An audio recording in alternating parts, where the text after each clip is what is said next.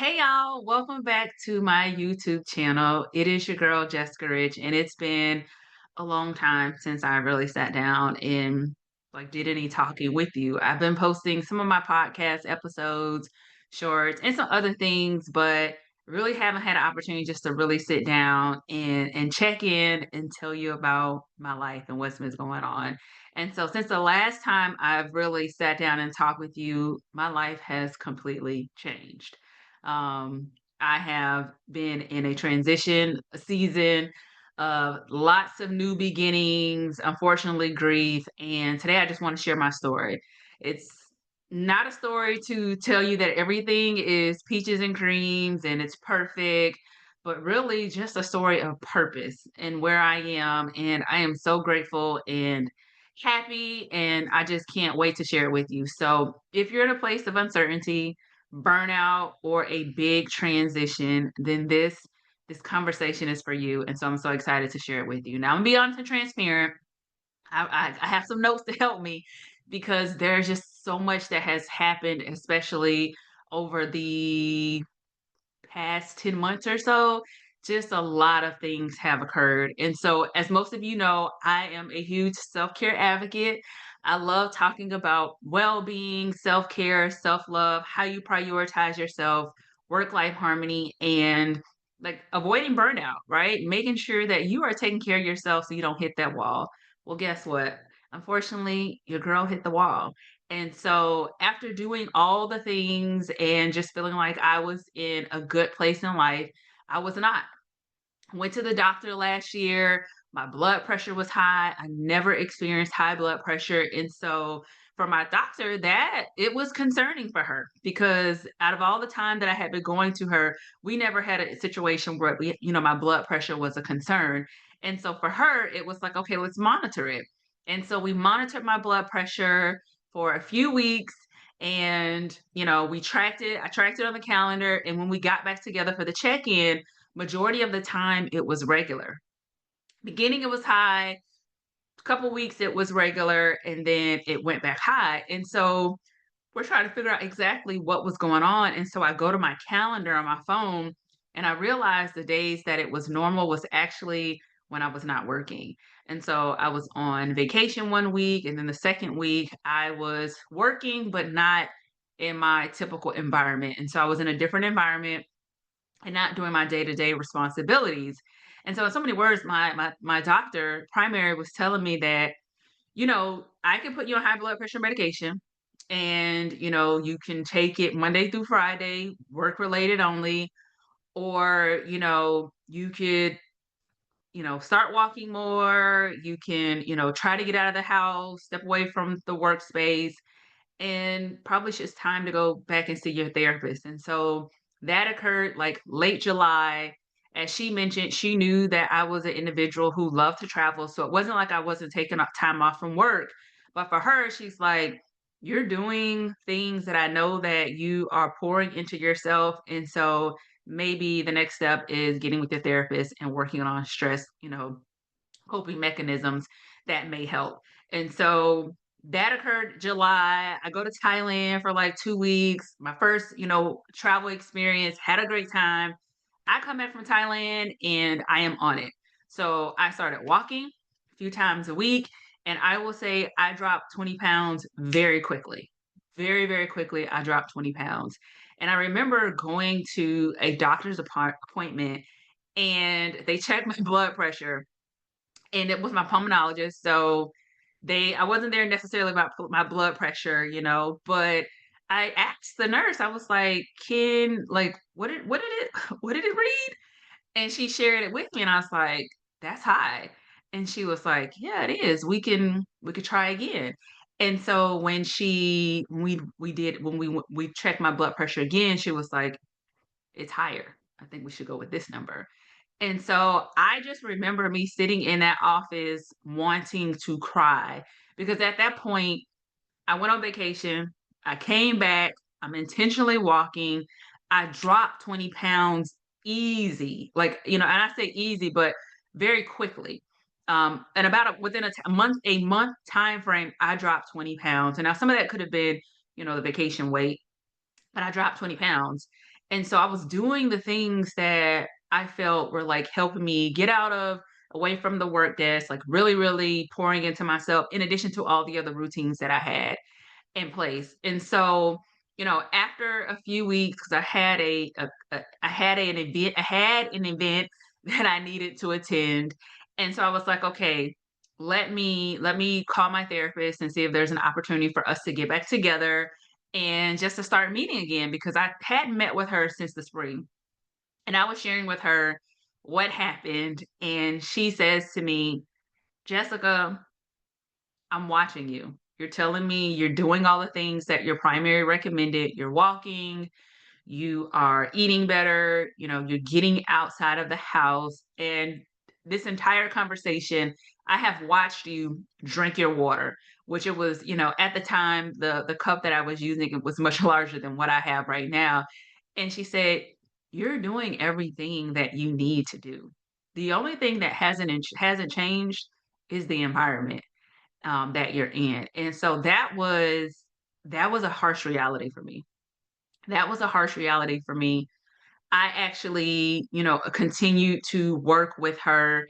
That was in September. And so I'm continuing to, try to meet with her to see if there's anything that we're doing because I pushed through it before, right? And so a part of burnout is pushing through when like you're right at the wall and you're continuing to push through. And so for me, I'm like, okay, let's keep rolling. Like I can do this. And it became a point where I couldn't do it anymore. And so I decided to take short-term disability and I went on leave. And unfortunately, a month after I went on leave, my dad passed away. So that was a whirlwind of just, trying to get myself together, pour into myself, get myself into a healthier spot mentally, physically, emotionally, and spiritually. And then that blow just took it to another level.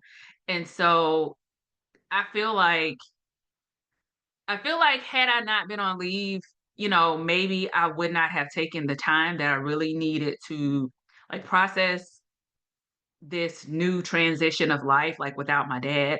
But I feel like God basically like put me in a situation where like I had nothing but time to rest and process and pour into myself. And so I'm getting emotional. But the timing of it, had I not been on leave, I don't know if I would have had the proper timing to grieve, to be with family, to like just process it all. And so it happened the way that it was supposed to happen. And it really brought me to a moment to realize like I was forced to pause and not push through, right? Even though I have been teaching on self-care and work-life harmony, but there were some things that I was used to at the time where I felt like I just couldn't do it anymore. And so I was trying to implement some of those things that I was used to or had implemented in the past, working in a very fast-paced environment. And so this time around it was different, but I was put in a situation where I was forced to pause and be with family, which I am beyond grateful for the time that I was able to have when my dad transitioned, being there. God put me, He knew where I needed to be. And so that's why I would say. And, navigating this major life transition, trying to get myself back into a healthier state, I couldn't do anything but choose Jessica. At that time, my priority was to choose Jessica, protect my peace. There were a lot of things that I felt like were trying to like come in and overtake that, and I just would not allow it. I was really intentional about my boundaries.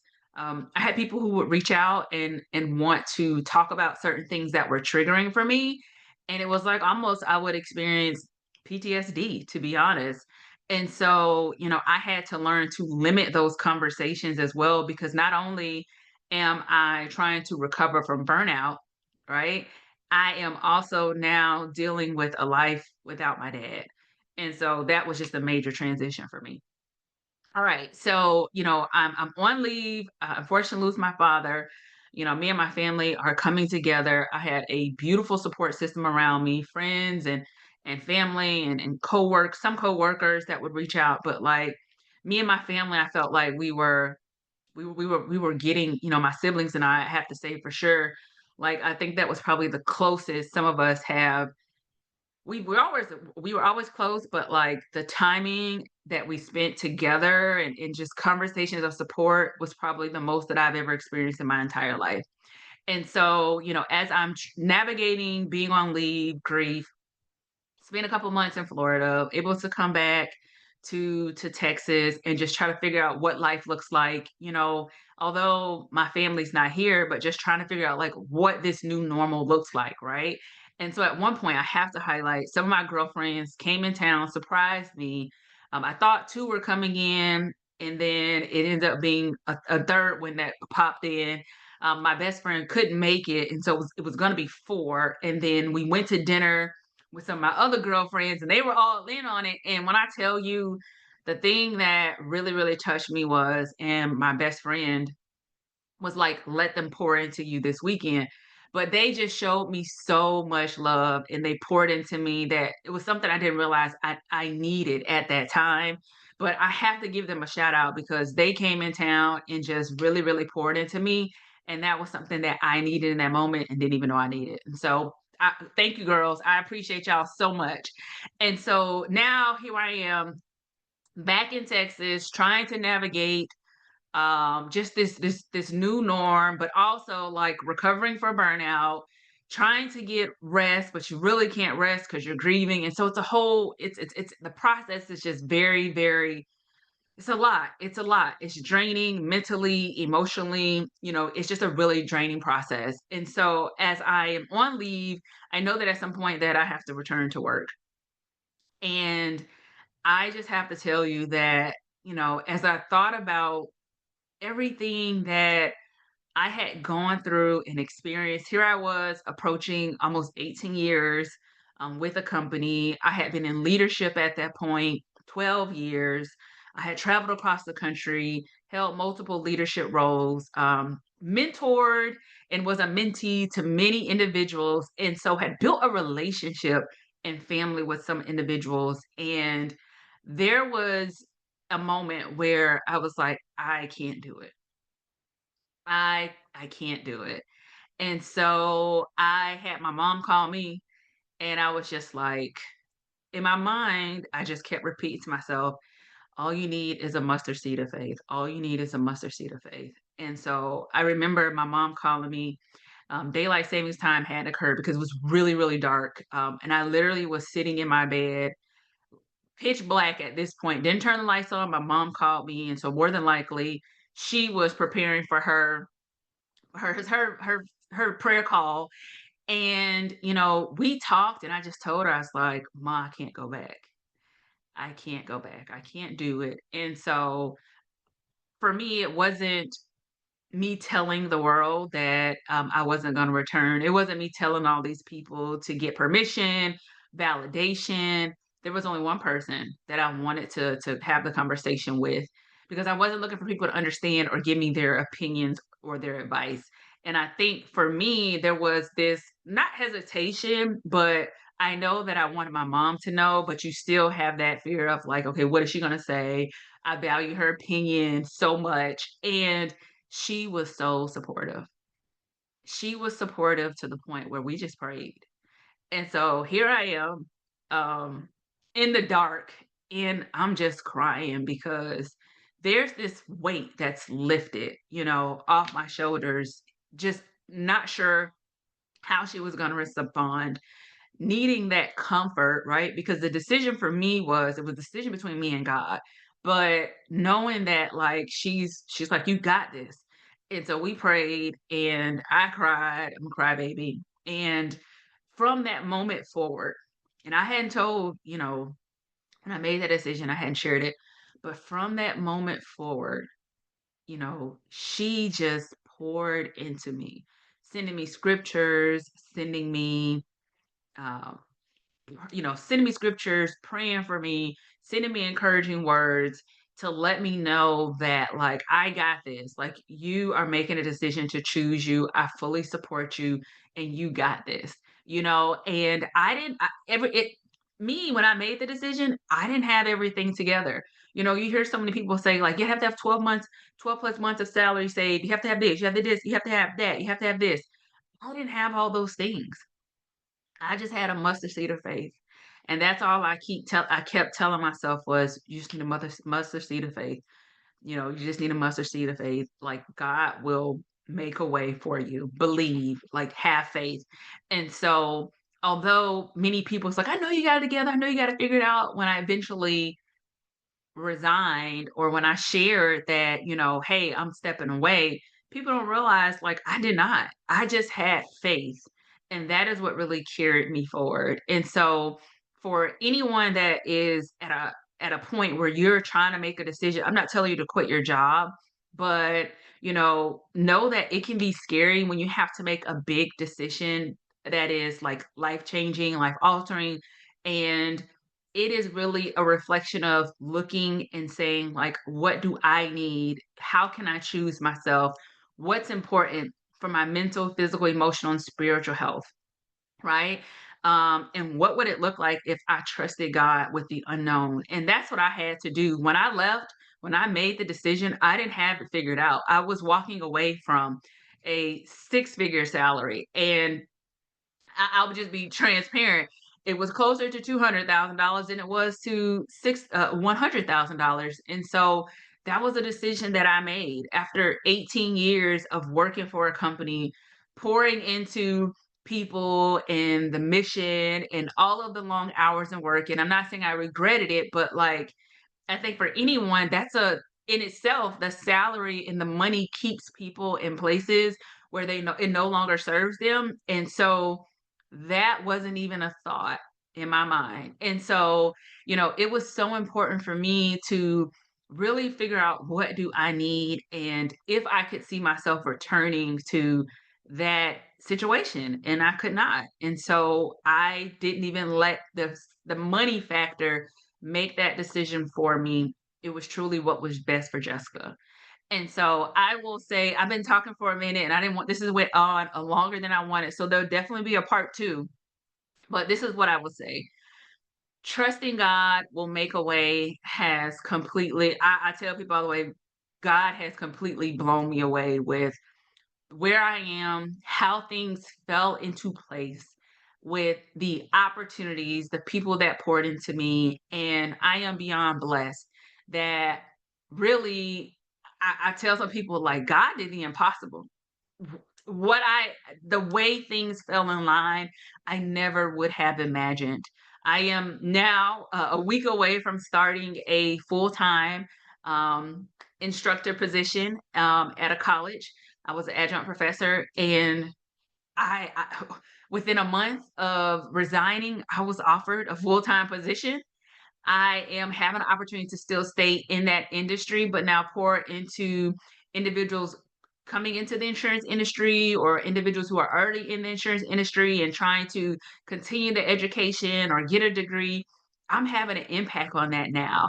And the way that things just lined up, the way things happened, you know, um, I can't explain how God just took care of me. And for the people that were praying for me and supporting me and rooted for me, especially when I made the decision to resign, because some people did project. Some people were, what about this? What about that?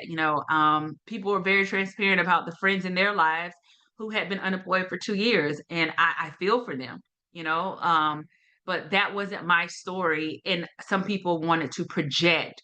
And sometimes we have this fear that we are so unsure of ourselves, or unsure of making the next step, that it's easy for us to project on others. And that's why I did not want to share the decision that I was going to make. I only shared that with my mother, and with God, who helped lead me to making that decision. And so, if I could say anything to you before I wrap up this video, and I'll definitely do more, is say yes to purpose. Say yes to yourself.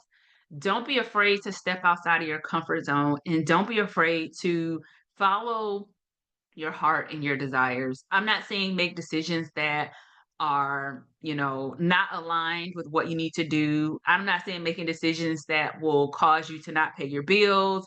You can't eat, can't financially, you're just in a really bad spot. But I will say, think about where you are in life. And if you're at a crossroads and you're just unsure, pray about it. You don't have to tell everyone, but if you trust someone to hear your heart's desires and what you want to do, feel free. I know my therapist has been a huge, advocate and a person that I could trust during this process to try to figure out just this life transition has been huge. And so I encourage you to do the same. But one thing I don't want to end this video without saying is I for many people, they thought that I had it all figured out. They thought that I was going to be the person that society says you should have XYZ, the blueprint, the money, the plan, and this and that when you make a big decision. And I did not. I didn't have it all figured out. I was just obedient to what I was led to do and believing and trusting that everything will be okay. And so one thing this season has truly taught me is not just about faith, but about self-worth, about slowing down and truly walking in purpose. And I am so grateful. I am joyful. And I am so excited that I decided to choose me because if I wouldn't have been forced to pause, I don't know how this journey would have occurred. And when I say this journey, is me being able to really process, navigate, and go through the grieving process the way that I did, that I do think eventually helped lead to where I am. So I hope this video blessed you. Thank you so much for listening to my story. It was much longer than I wanted to be, but I hadn't uploaded in a while and I have been wanting to share my story with you all so you know exactly what I've been going through, what I've been doing. I can't wait to share more with you. Please expect more when it comes to the transition, taking a huge salary cut and making a decision to still choose myself and all the great things that I'm doing that hopefully will inspire you to step outside of your comfort zone. So thank you for watching my video. Thank you for supporting my channel. If you enjoyed this, please like, comment, or subscribe. I usually don't do this, but I would love to hear from you if you actually enjoyed this. If you know someone that's in a crossroad that is in a season of trying to figure things out, please send this to them. Let this be the first of many that you can share with them because I want to inspire, motivate, and encourage all of you. So I hope that you have a good day. I will see you on the next video. More to come. And thank you again for supporting me in this season of my life. Have a good day.